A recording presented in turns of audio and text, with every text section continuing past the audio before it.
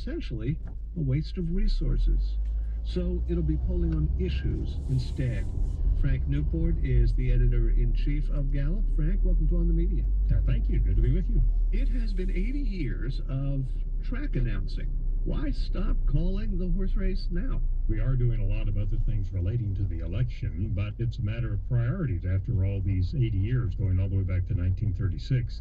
To spend a lot of time and a lot of effort asking people at this point who they're going to vote for if the election were held today didn't seem to us to be the best use of our time and our resources.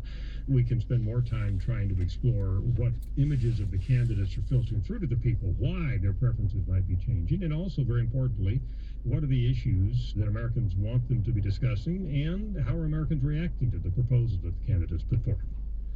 Gallup is a so-called gold standard pollster. It uses industry best practices for sample selection, for conducting interviews live as opposed to getting some online checklist filled out and so forth. But we are awash in less rigorous polls, some of which apparently fudge their results to conform to results from pollsters using gold standard methodologies. When you leave the field, what will happen to overall accuracy in the industry, and what will it mean to news consumers? Well, that's a good question, but there are a number of firms out there who have very good methodology. All of us, individuals who are engaged in public opinion polling, have different motivations and different objectives. The university polls, the college polls, like Quinnipiac or Monmouth or Marist College, they're out there asking the horse race, but one of their motivations is to increase the name ID for their university and their institutions, which has worked quite well. Let me mention another one, the NBC Wall Street Journal poll. One of their objectives was to provide Chuck Todd with some information that he can again meet the press with on Sunday morning. So they have different objectives and different reasons for doing what they're doing than we do, but they're a very good poll, and there will be horse race numbers out there for people who are interested in them. We're speaking on Wednesday, calling your attention to last night's Democratic debate on CNN. It was strikingly different from the Republican debates in that the candidates actually discussed policy and issues compared to the Republican debates, which to me were much more of a toga party. And the Republican debates had historically high levels of audience. CNN apparently broke a record for viewership on a Democratic debate, but not touching the interest in the Trumpapalooza. I'm wondering if the media will pay attention to issues polling the way it laps up horse race polling, and whether the public will be as interested in what your numbers have to say when it's a question of immigration policy versus whether the Donald is out polling Ben Carson. One of the things that we will be doing is taking a lot of the proposals that the candidates made. Let me give you an example. Both Sanders and Hillary Clinton came out against the Trans-Pacific Partnership as part of the debate. And so we will look at where do these candidates fit with what the public thinks should be done, and where does the public not. I've already put out a publication looking at the TPP, the Trans-Pacific Partnership. The data show actually that we don't find a lot of support for the idea that the U.S. should get out of that. So right there, we're able to tell the candidates and tell the public that, in fact, these two Democratic candidates have adopted a position which is out of sync with the American public.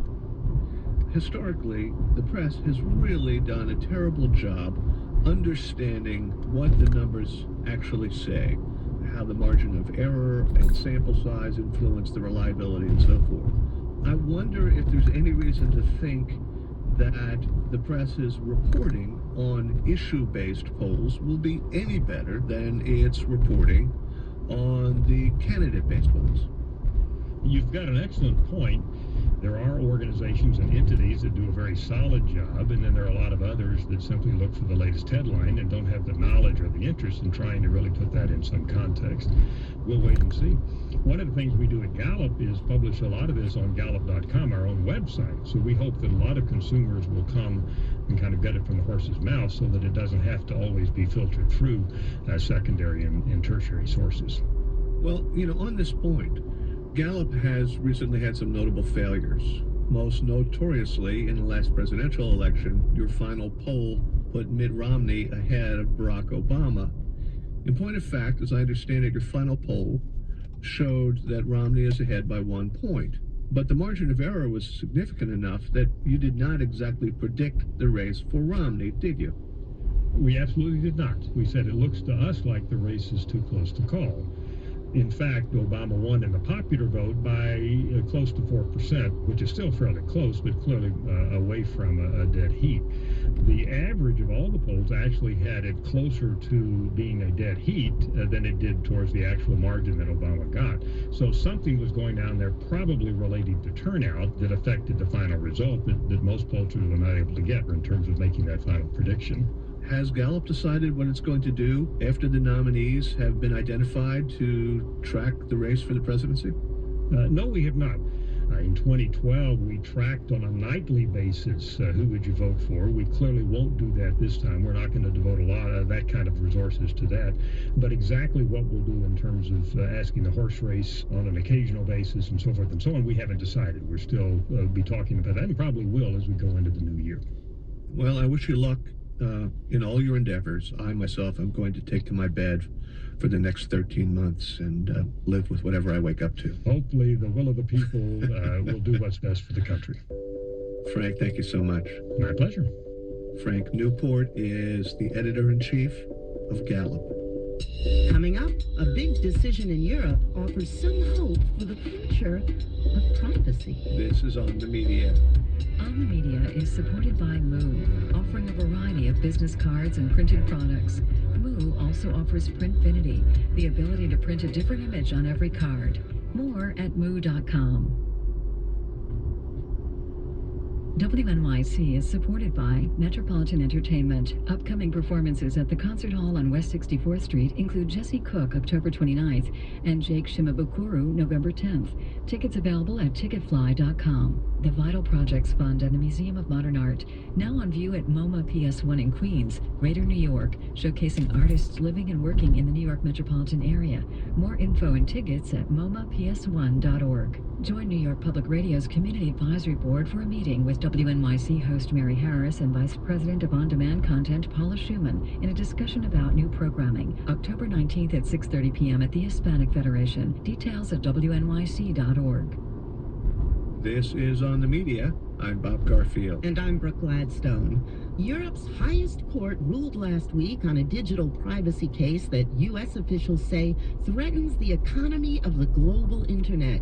It's thanks to a young man whose unexpected discovery sent him into the media spotlight. Meet Max Schrems. He's the current thorn in the side of internet giants like Facebook, Amazon, and Google. Europe's highest court has ruled in favor of an Austrian law student who claims a transatlantic data protection agreement doesn't adequately protect consumers. The highest court in Europe struck down a transatlantic data pact used by about 4,500 companies. It all began about 5 years ago when Schrems was an exchange student in California.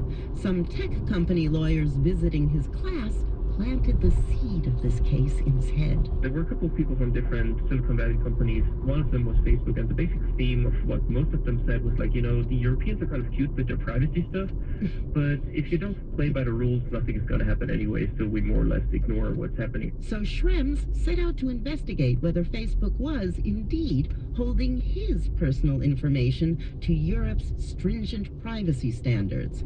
He requested all the data Facebook had on him, and after some struggle, finally received a CD by mail with more than 1,200 pages of information, 300 of which were supposedly deleted. It actually says on their own database deleted, but they keep it in the background, not really deleting it. And that was interesting because I was asking Facebook people why they were so stupid to send me all this evidence that they don't comply with the law. And the answer was that they had internal communications problems. So someone at Facebook was just stupid enough to forward it and bring it right to my doorstep. Armed with evidence that Facebook was flouting European privacy laws, he complained to the Irish Data Protection Commissioner, who regulates Facebook's European operations. 2 years later, when Edward Snowden revealed that the NSA could access European data held by U.S. companies, Schrems filed another complaint. This one went all the way to the European Court of Justice, which last week found that Europeans' fundamental rights to privacy were being breached. We have data protection laws throughout Europe that every individual member state has to implement. If you could just, move out data to a third country and do whatever you want to do with it, then it wouldn't make any sense to have privacy laws in Europe at all.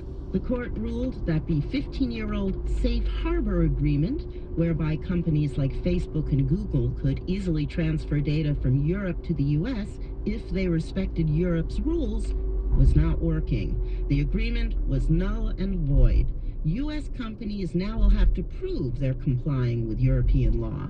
Schrems told us that the ruling underscores the conflict between the U.S. and the European view of privacy. Basically, Europe has a law where even just storing information and collecting information about another person is already a violation of his privacy.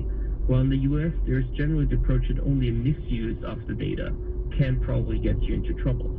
So there's a much wider scope in Europe of protection, mainly because the argument goes that if you know that someone is watching you, you're already changing your behavior. That also kind of interferes with your freedom of speech, because if you know that everything you're saying is tracked, you probably don't say what you want to say.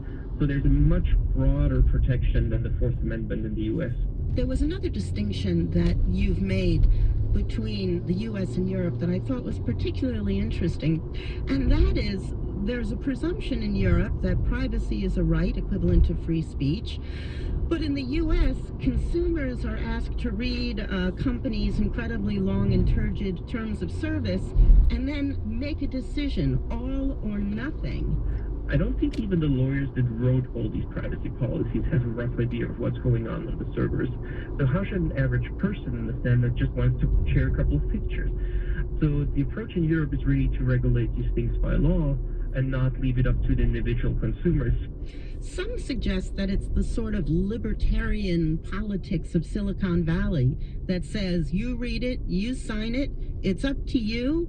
We don't need government taking care of this, as opposed to food safety, where, the government is supposed to inspect. Sounds nice that consumers should make an educated decision, but the reality is if we would have to educate people about food safety, building safety, fire safety, online safety, whatever, we would have to educate them 24 hours, 7 days a week, and they would still not understand it. Also, in a developed society, in a developed democracy, these things have to be outsourced to specialists that take care of it. And we also need solid laws where we know what's legal and what's not. How have you dealt with being the poster boy for this campaign? Do you find it ironic that you've been championing a case about internet privacy and it's made you internet famous? Yeah, that's kind of the strangest thing about the whole case. From the beginning on, I was like, please don't put my name anywhere and don't put my pictures anywhere. And now, after the case last week, my picture was on the front page of every large European newspaper. But that's how the media works to a certain extent. Privacy is just a very complicated topic. So you need to have the one guy and you need to have the David versus Goliath story to go with it to even be able to sell the issue. So I think that you don't take things too serious. Well, since you mentioned David and Goliath, I'm wondering if you're aiming at anyone else. Not currently. I think in the long run, what we need in Europe is collective enforcement. So it's fun to be like the one guy doing something. But all these consumer issues, for example, are typically taken care of by consumer rights organizations, because the average consumer is not going to sue for a illegal 10-cent fee or something, even though companies make millions with that. That's really something where we need collective redress and collective enforcement. I think that's the way to go forward. So we don't need probably 100 people with their slingshots, but more probably 10 people that do that on a professional basis. Max, thank you very much. Thank you. Max Schrems is finishing up his PhD at the University of Vienna. So Schrems says that one little guy with a slingshot can only go so far in policing privacy laws. What's needed is collective enforcement. James Kinsella, a former Microsoft executive who now runs the European cloud services company ZetaBox, sees in the European Court of Justice's ruling exactly that kind of large-scale action on the horizon. And I think one of the reasons why the court has been so forceful in its decision is because it's anticipating what else is coming up. And what's coming up in the European Union at the moment is a thing called the General Data Protection Regulation. GDPR is on its way and will have a far greater impact on how private citizens think about their data and how companies are going to have to react. So this is a shot across the bow. I think it's a very good way to describe it. This is essentially saying no to the way things are operating now, and wake up, Americans, because there is a regulation coming that really will change the way we are all supposed to think about private citizens' data. So what happens if these big companies choose to ignore what Europe does? I don't think they're going to be honest. Let's face it, some of these companies have at least as many European customers as U.S. customers, and these aren't silly boys and girls running these companies. So I think they're going to begin to put in place some of the provisions of the General Data Protection Regulation. That includes a right to be forgotten, for example, a demand that companies know where their data is, several other principles that are core to the GDPR. Quite frankly, there should be some pressure on the U.S. government to come up with something that looks and feels like the GDPR for American citizens as well. Of course, that isn't going to happen. The NSA has the right, under certain circumstances, to any of the data that's being stored in any of thousands of U.S. companies. That's right. And the U.S. Congress has the authority to change how that's actually interpreted. If, in fact, those kinds of provisions aren't recognized by the U.S. government, then this is really going to be a tidal wave. The GDPR has a very powerful provision that says that, listen, company, wherever you are headquartered in the world, if you are actually serving your